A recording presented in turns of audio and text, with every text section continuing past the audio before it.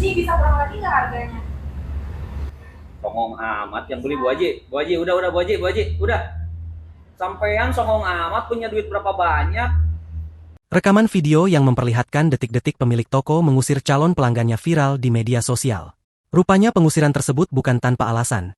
Sang calon pelanggan ternyata menunjukkan sikap tidak sopan. Alhasil, pemilik toko yang emosi mendapat perlakuan tersebut akhirnya mengusir calon pelanggannya tersebut. Rekaman video itu kini viral di media sosial usai dibagikan akun TikTok Kang Denyo Vicicial, Rabu, 11 Juni 2025. Pembeli songong, tunjuk pakai kaki, tulis pengunggah. Tampak dalam video tersebut awalnya memperlihatkan dua orang wanita berdiri di depan tumpukan keramik di sebuah toko. Tak lama salah satu wanita yang mengenakan baju berwarna hitam menunjuk salah satu keramik yang ada di depannya sembari meminta sang pemilik toko untuk menurunkan harga keramik tersebut. Ini bisa kurang lagi gak harganya? Ujar sang wanita. Namun, bukan dengan tangan, sang wanita justru menunjuk keramik yang hendak dia beli menggunakan kaki.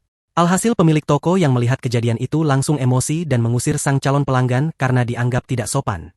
Tanpa ragu dia kemudian meminta wanita yang lain yang berdiri di samping sang calon pelanggan untuk pergi dan tidak melayaninya.